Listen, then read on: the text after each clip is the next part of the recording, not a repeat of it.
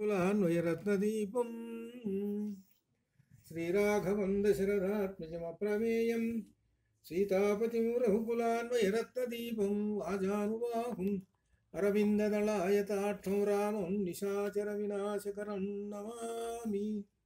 యత్ర యత్ర రఘునాథకీర్తనం తత్ర తత్ర కృతమస్తకాంజలిం బాష్పవారి పరిపూర్ణలోచనం మారుతిం నమత రాక్షసాంతకం. మనోజవం మారుతతుల్యవేగం జితేంద్రియం బుద్ధిమతాం వరిష్టం వాతాత్మజం వానరయూధముఖ్యం శ్రీరామదూతం శిరసా నమామి. గోష్పదీకృతవారాసిం మశకీకృతరాక్షసం రామాయణ మహామాలారత్నం వందే అనిలాత్మజం.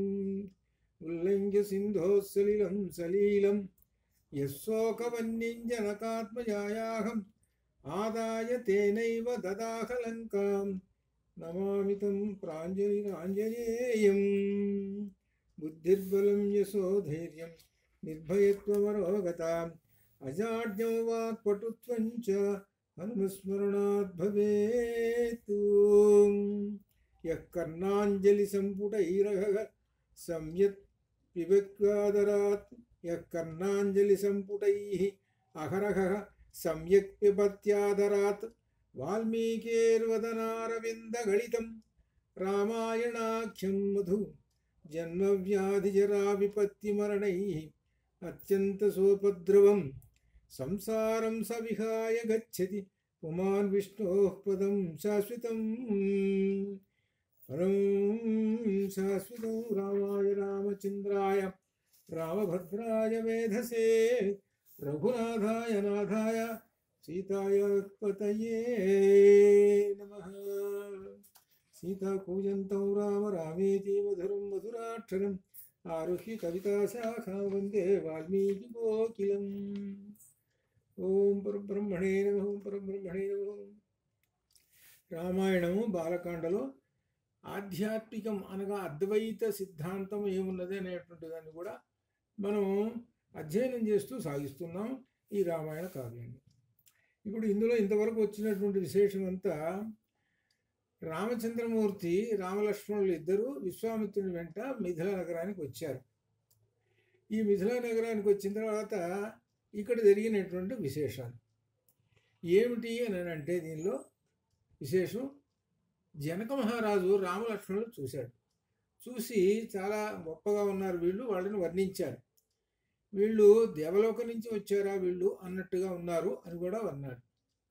సరే అంతా అయిపోయింది. అయిపోయిన తర్వాత ఇక్కడ విశేషం ఏం జరుగుతుంది అంటే ఇక్కడ ఈ జనక మహారాజు గారి యొక్క మిథిలా నగరంలో ఇక్కడ విశ్వామిత్రుణ్ణి జనక మహారాజు గారు బాగా అతిథి సత్కారాలు చేశాడు.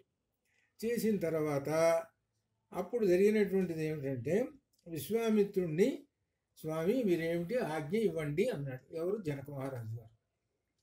అని అంటే అప్పుడు విశ్వామిత్రుడు మహర్షి అంటాడు జనక మహారాజు గారితో, ఇదిగో నా దగ్గర ఉన్నటువంటి రామలక్ష్మణులు ఇద్దరు పిల్లలు ఉన్నారు చూడు, వీళ్ళిద్దరూ దశరథ పుత్రులు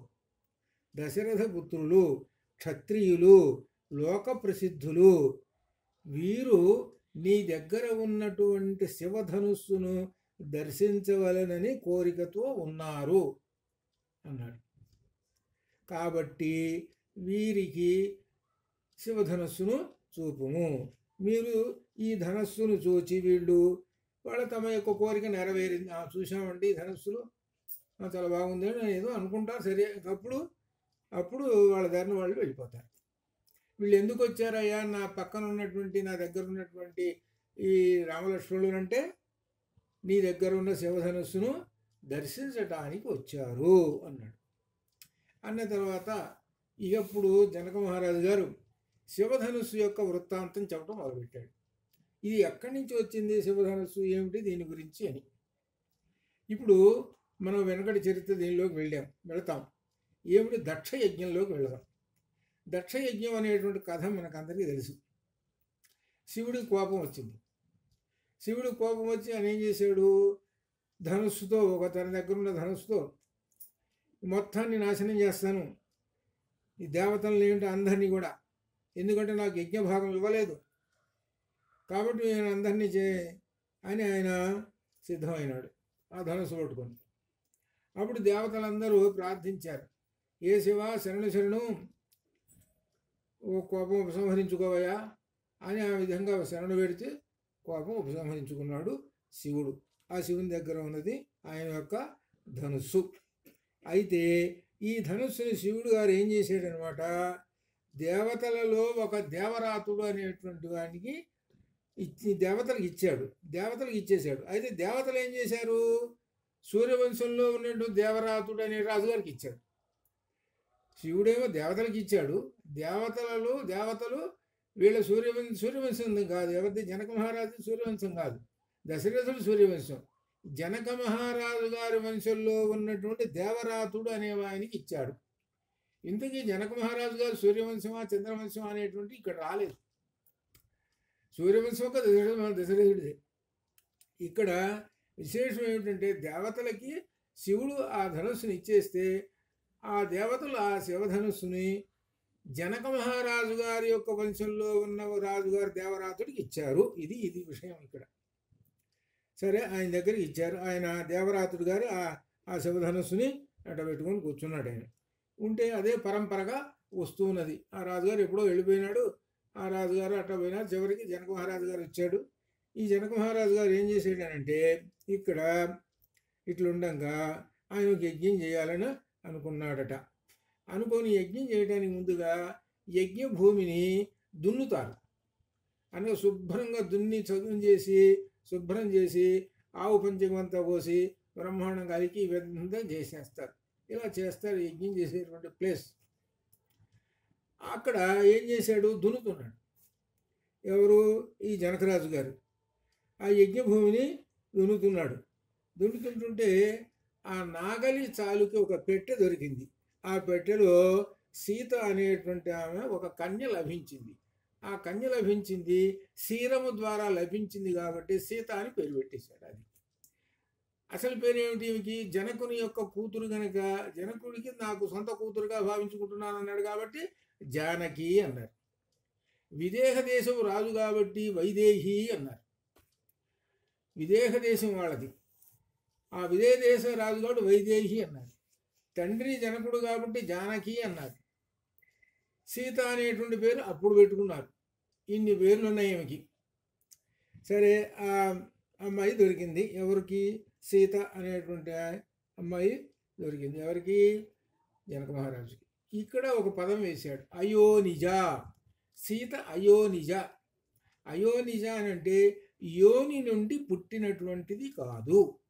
ప్రతి ప్రాణి యోని నుండి పుడుతుంది. యోని జ, యోని నుండి జ పుట్టినటువంటిది ప్రాణులు మనకన్నీ కనపడే మొత్తం సమస్త ప్రాణులన్నీ యోని నుంచి పుడుతుంటాయి.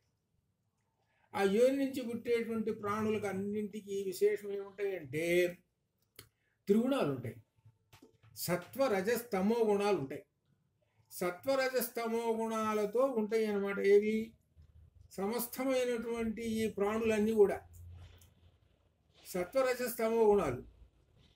అంటే ఎక్కువ తక్కువలు ఉండొచ్చు అవన్నీ.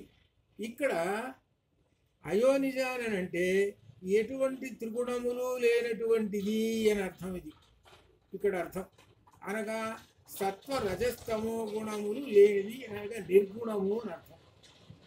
అందుకని ఇక్కడ సీతాదేవిని ఈ రామాయణం చూసేటప్పుడు జాగ్రత్తగా లలితా పరమేశ్వరుగా భావించాలి. మనకు సుందరకాండలో అదే కనపడుతుంది. సుందరకాండలో అదే, లేక మహాలక్ష్మి రూపంగా. లక్ష్మి అనేదానికి అర్థం వేరు, మహాలక్ష్మి అనేదానికి అర్థం వేరు మళ్ళీ. కాబట్టి ఆ సీత అయోనిజ అది అర్థం. త్రిగుణ రహితమైనటువంటిది అమ్మవారు. అమ్మవారు లభించింది ఆయనకి. అది అమ్మవారు లభించింది కాబట్టి అయ్యవారు కావాలి. అయ్యవారు ఎటువంటి ఉన్నాడు కదా, శివశక్త్యాయుక్తో శివ శక్తి సౌందర్యలహరిలో. అనగా శివుడు అయ్యవారు, శక్తి అమ్మవారు. ఇలా అనమాట. అట్లా ఈ విధంగానే ఇక్కడ అయ్యవారు వచ్చాడుగా ఇక్కడ, అయ్యవారు అక్కడే ఉన్నాడు అక్కడ రాముడు.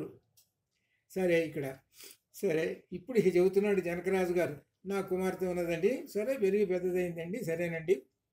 అయితే నా కుమార్తెను వివాహం ఆడదలిచినటువంటి వాళ్ళు చాలామంది వస్తుంటే వాళ్ళకి వీర్య శుల్కముగా ఒకటి పెట్టేశారు. వీర్య శుల్కం, మీ యొక్క పరాక్రమం చూపించండి, అదే శుల్కం. మీ పరాక్రమమే ఇక్కడ శుల్కం, ట్యాక్స్.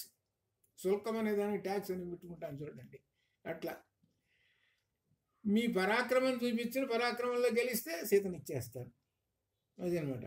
సరే వాళ్ళు వస్తున్నారు పోతున్నారు, ఒక రోజు 2 రోజుల సాగుతూనే ఉన్నది. కొంతమంది వస్తారు, ఏమంటే నేను ధనం ఎక్కువ పెడతానండి, సరే చేయదు, అలా వెళ్ళిపోతున్నారు అందరు. ఎవరికి సీత దక్కలేదు, సీత ఎవరికి దక్కలేదు వాళ్ళకి. ఇప్పుడు ఏం చేశారు రాజులు, కోపం వచ్చింది వాళ్ళకి, ఈ జనకరాజు గారి మీద కోపం వచ్చింది. మమ్మల్ని అవమానపరచడానికి ఏదో ప్లాన్ వేశావు నువ్వు, కాబట్టి నీతో యుద్ధం చేస్తానని దాడి చేశారు. జనకరాజు గారి మీద ఈ ఓడిపోయిన వాళ్ళందరూ దాడి చేశారు. దాడి చేస్తే జనకరాజు గారు ఓడిపోయినాడు. ఓడిపోయిన తర్వాత ఇక ఏం చేస్తాడు, చేయలేక ఆ జనకరాజు గారు మరలా ఆ దేవుణ్ణి ప్రార్థించి చతురంగ బలాలను సంపాదించుకొని వాళ్ళతోటి యుద్ధం చేసి వాళ్ళందరినీ కూడా ఓడించేసేసాడు. ఆ ఓడించేసాడు, ఇప్పుడు స్థిమితంగా ఉన్నాడు. ఇంతవరకు చెప్పాడు, కథ చెబుతూ ఉన్నాడు. ఇక దీనిలోకి 67వ సర్గలోకి ప్రవేశిస్తున్నాడు. అసలు ఏమిటి, ఈ శివధనుస్సుని రాముడు చూడాలి, రాముడు చూడాలి, అది కోరిక. కాబట్టి శివధనుస్సుని తీసుకురావాలి కదా. ఈ జనకరాజు గారు అన్నాడు, ఆ శివధనుస్సు తీసుకురావడానికి మంత్రులకి ఆజ్ఞ ఇచ్చేసేసాడు, ఆర్డర్ వేసేసాడు, శివధనుస్సుని తీసుకురండి అని అన్నాడు. ఆ శివధనుస్సును ఒక పెద్ద పెట్టెలో పెట్టుకున్నారు. ఆ శివధనుస్సును తీసుకురావాలంటే ఆ పెట్టెకి 8 చక్రాలు ఉన్నాయి, అష్టచక్రాలు, 8 చక్రాలు ఉన్నాయి. దాన్ని నెట్టుకుంటూ వచ్చారు. ఎంతమంది వచ్చారు, 50,000 మంది నెట్టుకుంటూ వచ్చారు. 50,000 మంది నెట్టుకుంటూ వచ్చారట ఆ చక్రాన్ని, ఏది ఆ బండిని. 50,000 మంది, వాళ్ళందరూ కొంతమంది ఆశ్చర్యపడుతుంటారు. 50,000 మందిని లాక్కుంటూ వచ్చారు కదా, కాబట్టి శివధనుస్సు ఎంత పొడుగు ఉండాలి, పెట్టె ఎంత పొడుగు ఉండాలి, ఎన్ని టన్నులు ఉండాలి, ఈ విధంగా ప్రశ్నలు వేస్తుంటారు ఎవరు, నాస్తికులు. ఇది ఇక్కడ విశేషం, ఈ నాస్తికులు వేసేటువంటి విషయం. ఇప్పుడు మామూలు దేవుడి రథం ఉందండి, ఇప్పుడు ఎక్కడ ఈ రథం మనకు పూరి జగన్నాథ రథం ఉంది, సరే ఇంకా 2-3 పట్టుకొని లాగండి, 2-3 పెట్టుకొని లాగండి, సరిపోలా, వస్తుందిగా రథం. ఎంతమంది పట్టుకున్నారో చూసుకోండి, ఎంతమంది పట్టుకున్నారు చూడండి, ఎంతమంది అక్కడ ఆ రోజుకి ఎంతోమంది పోతారు, వాళ్ళు లాక్కుంటూ పోతుంటారు. ఇదే ఇక్కడ అర్థం చేసుకోవాలి, దీనిలో ఉన్న రహస్యం అంతా బయటపడుతుంది ఇప్పుడు. సరే అట్లయితే 50,000 మంది అన్నట్టుకుంటూ వచ్చేసేసారు.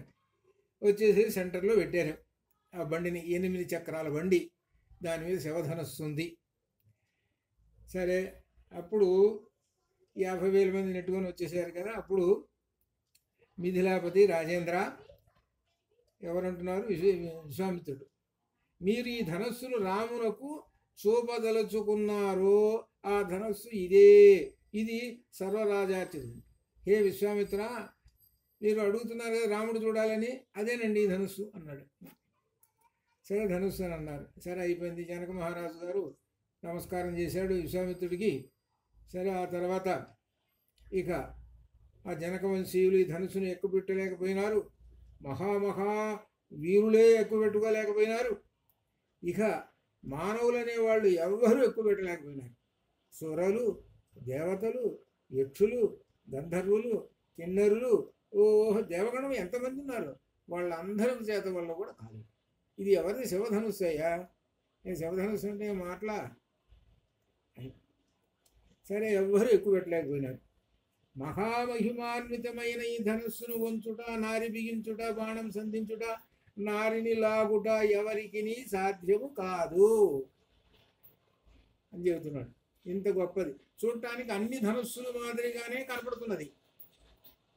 వాళ్ళందరూ ఏంటి, రాజులందరూ వచ్చి మామూలు ధనుస్సేనే అని అనుకుంటారు చూడంగానే. ఆ పట్టుకోగానే ఏమవుతుంది, ఆ ధనుస్సు వీడిని లాగి పారేస్తుంది. ఇది అసలు రహస్యం. వీడిలో ఉన్న తేజస్సు మొత్తం లాగి పారేస్తుంది. అసలు వీడు ఎత్తలేకపోతాడు. ఒక ఓల పడ్డం వాడు బయటకు పోవడం, ఇది జరుగుతున్నది. కాబట్టి ఆ శివధనుస్సుని ఎవరు ఎక్కువ పెట్టలేకపోతున్నారయ్యా, దేవతలకే సాధ్యం కాదండి. క్వ గతి మానుషాణం అన్నాడు. దేవతలకే వల్ల కాదేది కదా, క్వ గతి మానుషాణం, మానవులకి ఎంత చేతనం అవుతుంది? ఈ రామచంద్రమూర్తి మానవుడే కదా. ఇదిగో ఇక్కడే విశేషం.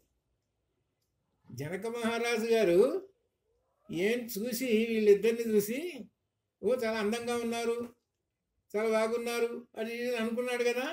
ఏమనుకుంటున్నాడు, పిల్లలు కదా ఏముంది చూస్తారులే, కాసేపు చూసి ఇంటికి పోతారులే అని అనుకుంటున్నాడు జనకరాజు గారు. అందుకనే క్వ గతి మానుషాణం, ఇక దేవతలు ఎక్కువ పెట్టలేకపోతే మానవులు ఏమున్నాయా, ఏం ఎక్కువ పెడతారయ్యా అని మనసులో అనుకుంటున్నాడు. ఇప్పుడు ఈ సందర్భంలో విశ్వామిత్రుడు రామునితోటి ఏమంటున్నాడో చూసుకోండి. ఎంత చక్కగా ఆ భాష, ఆ మాటలు, అక్షరాలు ఎన్ని ఉన్నాయో చూడండి. ఏమన్నాడు రాముడితోటి, అంటున్నాడు వత్స రామ. వత్స రామ, వత్స అనే శబ్దం కుమారుడికి వేసేటువంటి శబ్దం. వత్స ప్రేమపూర్వకంగా వేసేటువంటిది.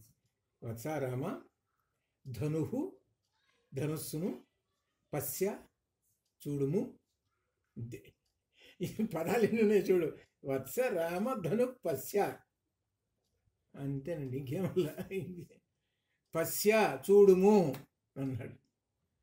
రామ ఆ ధనుసును చూడవయా అన్నాడు. అంతే. ఇంకా ఆయన ఏమన్నాడు, ధనుసును ఎక్కువ పెట్టు, దాన్ని నారి బిగించు, దాన్ని విరగ్గొట్టు, అది చెయ్యి ఇది చెయ్యి అని చెప్పాడా?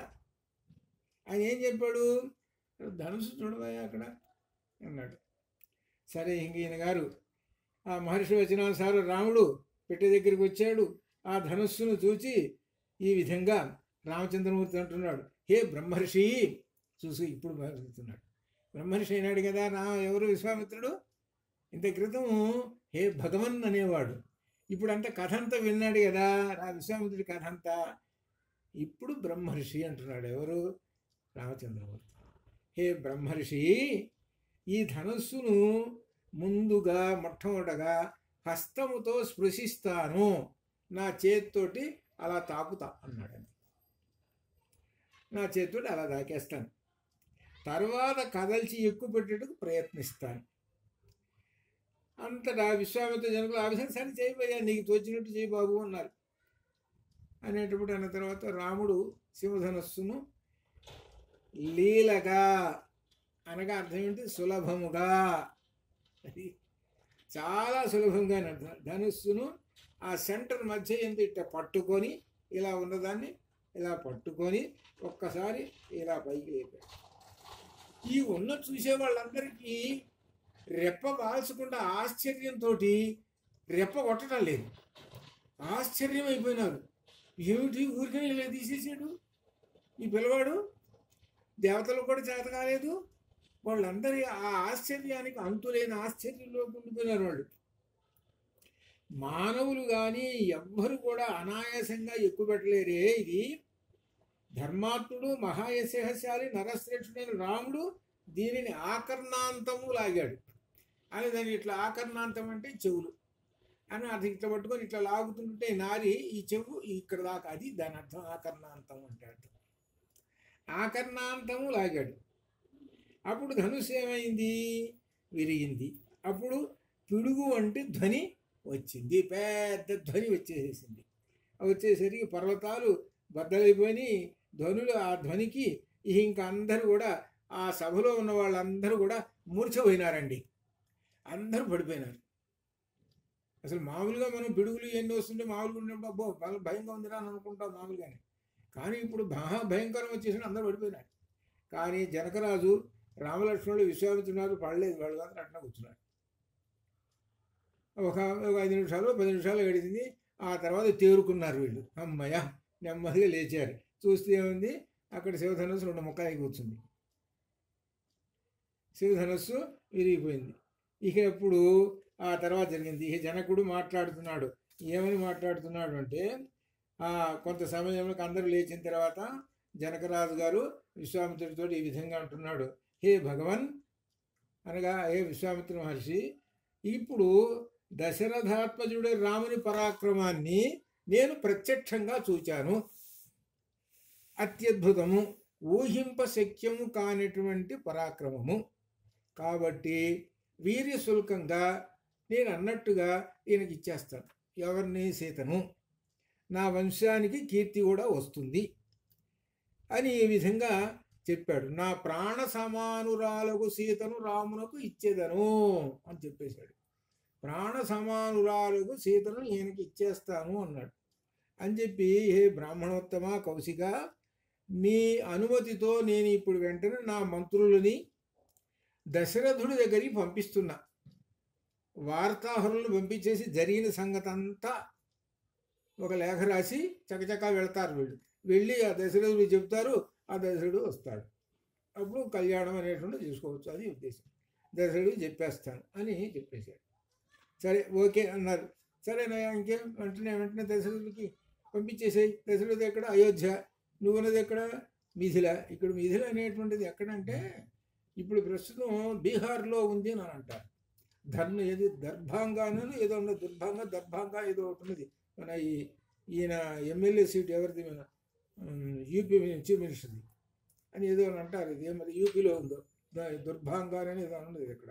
అదే ధనుర్భంగం జరిగినటువంటిది అని మైథిలి అంటే దాని ఉత్తరప్రదేశ్ అనమాట. ఉత్తరప్రదేశ్లోనే ఈయనదే అయోధ్య. ఇది సరే అక్కడికక్కడ పంపిస్తాను అని అన్నారు. సరే అక్కడికి వెళ్ళిపోయినారు. ఇంతటితోటి ఈ సర్గ పూర్తయింది.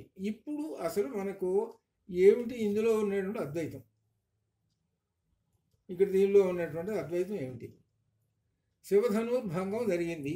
అద్వైతం ఏమిటి అని అంటే, అంతరార్థ రామాయణము రాసినటువంటి వేదుడు సూర్యనారాయణ శర్మ గారు అని అంటారు. ఇక్కడ శివధనుస్సు అని అంటే అర్థం ఏమిటంటే అకార ఉకార మకారములే శివం.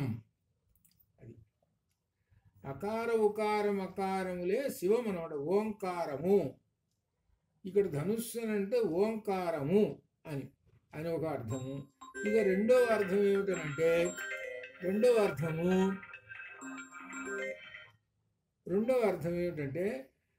అర్థము జాగ్రత్త, స్వప్న, సుషుప్తి అవస్థలు. అది మనకు వచ్చినట్టు తెలిసింది. ఈ మూడు అవస్థలకి మూడు తైజసాలు అంటే ఏంటి? శక్తులు అంటే పరమాత్మ యొక్క శక్తులు. విశ్వ తైజస ప్రాజ్ఞ అనేటువంటి ఈ శక్తులతోటి ఉంటుంది. కాబట్టి తురీయావస్థ అనేటువంటిది 4వ అవస్థ. ఆ 4వ అవస్థలోకి చేరుతుంది అనమాట. 4వ అవస్థలో ఆ బ్రహ్మం ఉంటారు. అనగా ఈ 3 అవస్థలను దాటి 4వ అవస్థకి వెళ్ళటమే, పరమాత్మ దర్శనం చేసుకోవటమే ఇక్కడ శివం. అదే ఓంకారం అని. ఓంకారాన్ని అర్థం చేసుకోండి ఇక్కడ అని అర్థం చేసుకోవడం అన్నమాట. ఆ శివధనుస్సు విరిగినప్పుడు పెద్ద ధ్వని వచ్చింది. అదే ఓంకారము అనేటువంటి శబ్దంతో ఈ విధంగా భావించుకొని చెబుతున్నాడు ఆయన. అకార ఉకార మకారములని. సరే, ఇది ఒక ఆయన యొక్క అభిప్రాయం. అసలు మనం వేదంలోకి వెళదాం.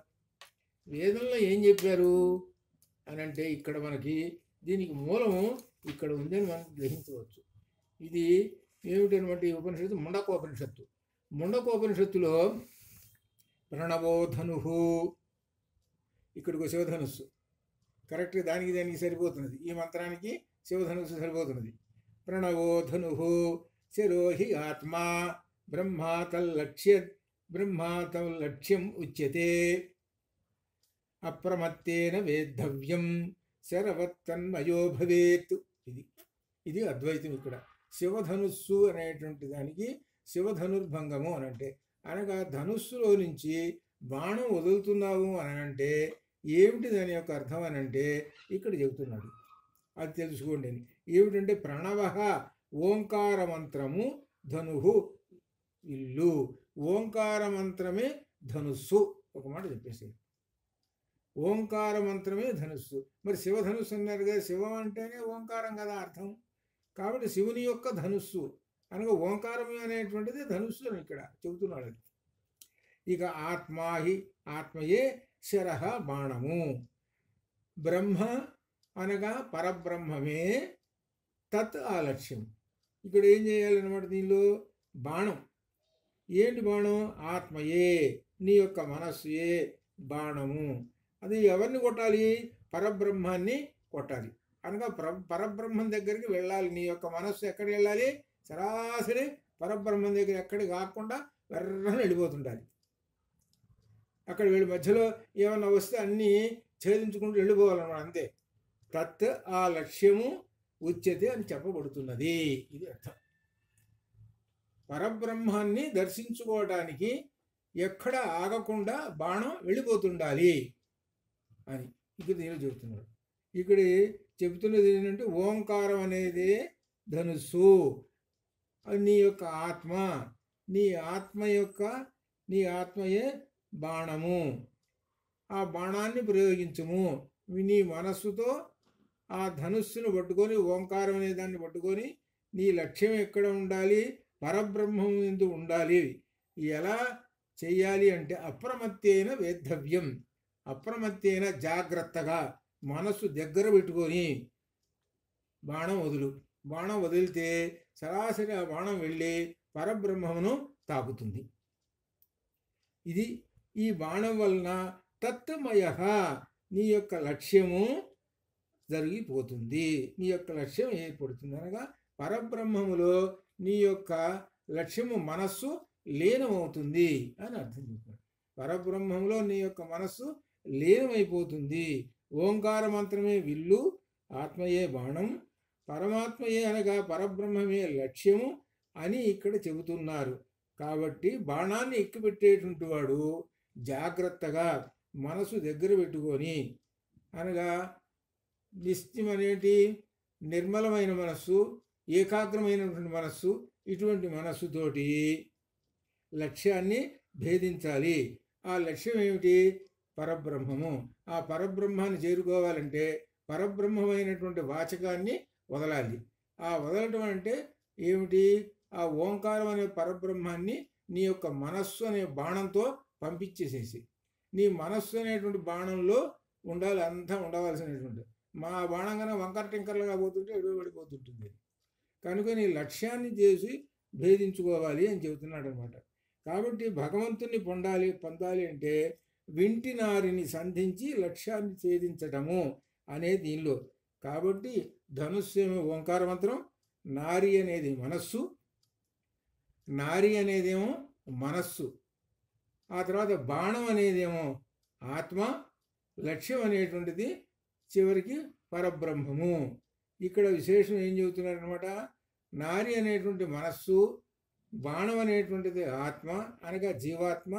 ఈ జీవాత్మ ఈ మనస్సుతో ఆ ఓంకార మంత్రం అనే ధనుస్సులో తన యొక్క ఆ జీవాత్మ వెళ్ళి కలుసుకోవాలి, లీనమైపోవాలి అని చెబుతున్నాడు ఇక్కడ. కాబట్టి ఆ ఓంకార మంత్రాన్ని జపించాలి అని అంటే మనస్సు అనేటువంటి దాన్ని ఏకాగ్రతతోటి ఉంచాలి. అక్కడికి వెళితే ఆ జీవాత్మ పరమాత్మలో లీనమైపోతాడు అని ఈ విధంగా చెబుతున్నాడు. ఇది మనం ఎలా అన్వయం చేసుకుంటున్నామంటే, శివధనుర్భంగం జరిగిందంటే కథ అనేటువంటిది మనం చూస్తున్నాము. శివధనుసునుడు ముక్కలైపోయింది. ఇక్కడ విశేషం ఏమిటంటే మానవులు ఎవరు ఎక్కుపెట్టలేరు అన్నాడు. సరే, దేవతలు అసలే ఎక్కుపెట్టలేరు అన్నాం. వాళ్ళందరూ ఎవరు ఎక్కువ పెట్టలేకపోయినారు అని అంటే అది ఒక విశేషమైనటువంటి శక్తి కలిగినటువంటిది అనేటువంటి భావం కలుగుతుంది. అటువంటి విశేషమైన శక్తి కలిగింది అని అంటే విశేషమైనటువంటి వాడే పట్టుకోవాలి దాన్ని. మళ్ళీ అందరూ పట్టుకుంటే కాదు. కానీ విశేషమైనటువంటి వాడు ఎవరు అని అంటే రామచంద్రమూర్తి పట్టుకున్నాడు. అది శివధనుస్సు ఓంకారం కాబట్టి, ఓంకార బ్రహ్మవాచ్యం కాబట్టి మళ్ళీ పరబ్రహ్మమే పట్టుకోవాలి. ఆయనదే ఆ ధనుస్సు, ఆయనదే, అందుకని ఆయనదే ఆయన పట్టుకున్నాడు. పరబ్రహ్మమే తన ధనుస్సు తానే పట్టుకున్నాడు. ఇక్కడ అదే మనకి అద్వైతం అనేటువంటిది, ఆ పరబ్రహ్మం అనేటువంటిది ఇక్కడ రామచంద్రమూర్తి పరబ్రహ్మం అనేటువంటి భావం ఈ శివధనుర్భంగంలో మనకు కనపడుతూ ఉంటుంది. ఇదే అర్థం. అక్కడ సీత అయోనిజ సరిపోయింది అక్కడ దానికి. అయోనిజం అంటే నిర్గుణ పరబ్రహ్మం. ఇక్కడ మనకు ఈ విధంగా మనకు ఇక్కడ అంతరార్థములు ఇలా తెలుసుకోవటం అనమాట. ఇట్లా ఈ విధంగా అనమాట దీనిలో అని మనం ఈ ఈ ఉపనిషత్తుని ముండకోపనిషత్తులో ఉన్నటువంటి ఈ భావాన్ని ఇక్కడ మనం అనుసంధానం చేసుకుంటాం. ఇది అద్వైత పరంగా అనేటువంటి విషయంగా అనమాట. అట్లా అనమాట. సరే, శివధనస్సు విరిగిపోయింది. ఆ తర్వాత దశరథుడు అంటాడు, మంత్రులు పిలిచి అది ఇక్కడ జనకుడు పంపించేసేసాడు, వీళ్ళందరూ కూడా అక్కడికి వెళ్ళిపోయినారు. అక్కడ వెళ్ళి దశరథుడు మిథులకు ఇక వస్తున్నాడు. ఇక దూతల వాక్యాలన్నీ విన్నాడు. దశరథుడు ఆనందంతో ఉన్నాడు. ఇక ఆయన ఇక్కడ ఆనందం పొంది జనకరాజు సదాచార సంపత్తి మీకు ఇష్టమైనచో, ఇక్కడ ఒక విశేషం చెబుతున్నాడండి. ఇది ఇక్కడ ఒక విశేషం చెబుతున్నాడు. ఇక్కడ రామాయణంలో ఒక విశేషం ఏమిటంటే, వీళ్ళు వచ్చి సమాచారం చెప్పేసి ఇచ్చేసేసారు. అయ్యో రాముడు ఉక్కుపెట్టాడండి, ఈ విధంగా జరిగిందండి, కాబట్టి ఆ సీతనిచ్చి చేస్తానన్నాడండి, ఈ విధంగా వార్తలన్నీ చెప్పేశారు. చెప్పేసేటప్పటికి ఈయన దశరథ మహారాజు గారు క్యాబినెట్ సమావేశం చేశాడు. ఇక్కడ రామాయణంలో క్యాబినెట్ ఉంటుంది. మనకు ఎట్లయితే క్యాబినెట్ ఉందో సెంట్రల్ క్యాబినెట్, అట్లనే 8 మంది మంత్రులతో క్యాబినెట్ ఉంది. ఈయన ఒక్కడే నిర్ణయం తీసుకోడు. ఈ క్యాబినెట్ని పిలిచాడు. ఈ క్యాబినెట్కి ఎవరంటే ప్రధానమైనటువంటి చీఫ్ సెక్రటరీ అంటారే అట్లనే క్యాబినెట్ సెక్రటరీ అంటారే, ఆ క్యాబినెట్ సెక్రటరీ ఏమో వశిష్ఠుడు, క్యాబినెట్ సెక్రటరీ అనమాట. సరే, ఇక్కడ ఆ క్యాబినెట్ ముందు పెట్టారు. ఈ జరిగిన సంగతి అంతా పెట్టేసేసారు. పెట్టేస్తే క్యాబినెట్లో ఉంటారుగా స్టేట్ మినిస్టర్సు, సెంట్రల్ మినిస్టర్సు, అట్లా క్యాబినెట్ మినిస్టర్స్, ఈవెన్ రకరకాలు ఉన్నారుగా, వీళ్ళందరిలో ఉన్నారుగా. వాళ్ళల్లో వశిష్ఠుడు వామదేవులతో ఈ విధంగా చెప్పిన తర్వాత దశరథుడు అప్పుడు ఈ సందర్భంలో ఏమంటున్నాడంటే, వాళ్ళు ఏమన్నారు, ఆ క్యాబినెట్ మినిస్టర్స్ అందరూ కూడా ఏమండి, ఇక్కడ విశేషం ఏమిటంటే జనక మహారాజు యొక్క సదాచార సంపత్తి మీకు ఇష్టమైనచో, ఇదే అందరూ గుర్తుపెట్టుకోవాల్సింది. పెళ్లి చేసుకునేటప్పుడు కొడుకు పెళ్లి చేసేటప్పుడు చూడాల్సింది ఇది గుర్తుపెట్టుకోమన్నాడు. అది రామాయణం అదే చెబుతున్నాడు. సదాచార సంపత్తి అమ్మాయి తండ్రికి ఉందా లేదా, ముందు అమ్మాయి తండ్రి సంగతి తెలుసండి. అది ఇక్కడ చెబుతున్నది. సదాచార సంపత్తి అమ్మాయి తండ్రికి ఉన్నదని అంటే ఇక అప్పుడు మన నెమ్మది ఒకటి ఆలోచించుకోవచ్చు. సదాచార సంపత్తి తండ్రికి అసలేం లేదండి, ఏముందయ్యా, సత్తు బదులు దుర్రుంది. దురాచార సంపత్తి ఉంది. అమ్మాయి మాత్రం ఏమిటయ్యానంటే ఓ సాఫ్ట్వేర్ బ్రహ్మాండం, కానీ తండ్రి మాత్రం దురాచార సంపత్తి. నమస్కారం బాబు. అది ఇదే తెలుసుకోవాల్సింది. అది సదాచార సంపత్తి, జనక మహారాజు సదాచార సంపత్తి మీకు ఇష్టమైనచో అని అంటున్నారు. ఇఫ్ ఏది ఇష్టం మీకు ఇష్టమైనచో ఆలస్యం చేయకుండా శీఘ్రమే మిథిల నగరానికి పదండి అన్నారంతే. అది ఇంకా దశరథుడి మీదనే పెట్టేసేసారు. ఆయన అంటే మీకు ఇష్టమే సదాచార సంపత్తి ఉన్నటువంటి వాడా అని ఆ విధంగా. అయితే వాస్తవానికి జనక మహారాజు గారి గురించి మరి ఛాందోగ్యోపనిషత్తులో, బృహదారణ్యకోపనిషత్తులో ప్రధానంగా వచ్చింది. ఆయన యాజ్ఞవల్క మహర్షిని 8 మంది ప్రశ్నిస్తారు ఈ ఆత్మతత్వాన్ని గురించి. అది ఎక్కడ, జనక మహారాజు గారి యొక్క సభలో జరుగుతుంది. జనక మహారాజు గారు ఎవరు బ్రహ్మవేది, బ్రహ్మతత్వం తెలిసినటువంటి వాడని ఆయన పరీక్ష పెడితే ఆ పరీక్షలో యాజ్ఞవల్క మహర్షి గెలుస్తాడు. అక్కడ జనక మహారాజు యొక్క సదాచార సంపత్తి మనకు బృహదారణ్యకోపనిషత్తులో కనపడుతుంది. కాబట్టి ఈ సదాచార సంపత్తి అయింది కనుక మీకు ఇష్టమైతే ఏంటంటే రాజుగారు మనం శీఘ్రమే వెళ్ళిపోదాము, వెళ్ళి అక్కడ ఈ కార్యక్రమం చూసుకోవచ్చు. కాబట్టి ముందుగా ఏం పంపించారు, మరి వచ్చిన వార్తాహరులు వచ్చారు కదా, ఏమండి ఈ విధంగా జరిగింది అనండి, మరి వాళ్ళకి ఏదో సమాధానం చెప్పాలిగా, మేము వస్తున్నామో రావట్లేదు అని చెప్పాలిగా. వాళ్ళకి చెప్పేశారు, మేము వస్తున్నాం ఆల్రెడీ, ఓకే, మాకు అంగీకారమేను, ఇదిగో మంది మార్పులతో మొత్తం బయలుదేరి వస్తున్నాం.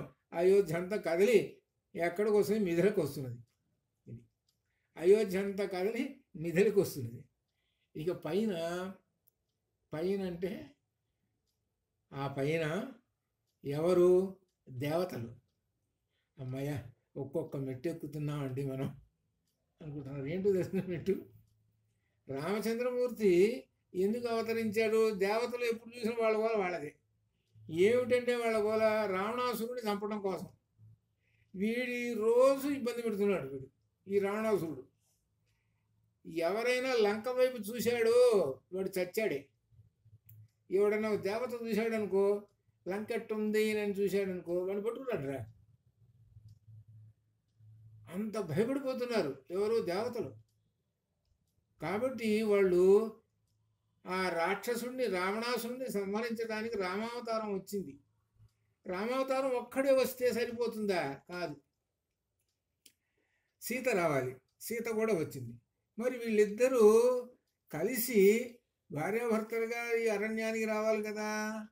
వచ్చి ఈ విధంగా ఒక్కొక్క మెట్టు సాగాలిగా. కాబట్టి మొదటి మెట్టు దగ్గర ఉన్నారు వీళ్ళు. వాళ్ళు సంతోషిస్తున్నారు. అందుకనే సీతా కళ్యాణం దగ్గర ఆ దేవతలు పయనించి పుష్పవర్షాన్ని కురిపించారని తర్వాత వస్తుంటుంది అన్నమాట మనకి. ఇట్లా ఈ విధంగా మనకు ఇందులో శివధనుస్సు అని అంటే ఏమిటంటే ఓంకారంతో, ఆ బ్రహ్మవాచకమైన ఓంకారంతో పరబ్రహ్మమును దర్శించుకోవటము అనేటువంటి అంతరార్థాన్ని మనం శివధనుస్సులో తెలుసుకోవాలి. ఇదే ఇందులో ఉండేటువంటి అద్వైత తత్వము. సహజంగా అందరు శివధనుస్సును విరిచేశాడు అనేటప్పటికీ ఆ కథ అంతవరకే తెలుసుకొని వెళ్ళిపోతారు. కానీ అందులో ఉండేటువంటి అంతరార్థం అనేది గ్రహించరు. కాబట్టి అంతరార్థం అనేటువంటి విషయాన్ని ముండకోపనిషత్తు ప్రణవోధను శరోహ్యాత్మ బ్రహ్మాతల్లక్ష్యం ఉచ్యతే అప్రమత్తేన వేద్ధవ్యం శరవత్తన్మయో భవేత్ అనేటువంటి ఈ మంత్రాన్ని ఇక్కడ జోడించుకుంటే శివధనుస్సు అనేటువంటి విషయం వస్తుంది. ఇది కాబట్టి ఇక్కడ ఈ విధంగా ఇక ఆ తర్వాత 69వ సర్గలో జనక దశరథుల సంవాదము. వీళ్ళిద్దరూ కూడా సంవాదము అనగా వాళ్ళిద్దరూ వాళ్ళ యొక్క వంశాలను గురించి అన్నీ చెప్పుకుంటూ చతురంగ బలాలను గురించి చెప్పుకోవడం ఈ విధంగా ఉన్నది. 70వ సర్గలో కూడా ఈ దశరథుని యొక్క వంశం అంతా వస్తుందన్నమాట. మనకు సీతా కళ్యాణం దగ్గర సందర్భం దగ్గర ఈ వరుసగా వాళ్ళ యొక్క 60 మంది ఉంటారు. ఎక్కడి నుంచి చెప్పుకుంటూ రావాలి వాళ్ళ యొక్క వంశం అని అంటే బ్రహ్మదేవుడి దగ్గర నుంచి చెప్పుకుంటూ రావాలి వాళ్ళ వంశం. బ్రహ్మదేవుడి దగ్గర నుంచి చెప్పుకుంటూ ప్రస్తుతం ఉన్నటువంటి రామచంద్రమూర్తి దాకా అది ఆయన కుమారుడు అని చెప్పుకుంటూ రావాలి. అలానే మనకు కూడా వివాహాల సందర్భంలో వంశం చెప్పుకుంటూ వస్తారు. వాళ్ళ వంశం ఉంది, అందరికీ ఉంది వంశం చెప్పుకుంటూ వస్తారు. వీళ్ళ తండ్రి పేరు ఇది, ఈ గోత్రం వాళ్ళు వీళ్ళు 3 తరాలు చెప్పుకుంటూ వస్తారు. అట్లా అనమాట. అది మనకు రేపు జనకరాజు వంశము, రామాదుల యొక్క వివాహము రేపటితోటి మనకు కళ్యాణము పూర్తయిపోతుంది. ఈ బాలకాండ పూర్తయిపోతుంది. రేపు శుక్రవారంతో పూర్తయిపోతుంది. తర్వాత కాండం, తర్వాత మనం అంతవరకు మనం అధ్యయనం చేసుకోవచ్చు. శుభం భూయాత్తు. ఓం పూర్ణమదః పూర్ణమిదం పూర్ణాత్ పూర్ణముదచ్యతే పూర్ణస్య పూర్ణమాదాయ పూర్ణమేవావశిష్యతే. అసితో మా సద్గమయ తమసో మా జ్యోతిర్గమయ మృత్యోర్మా అమృతంగమయ. ఓం శాంతి శాంతి శాంతి.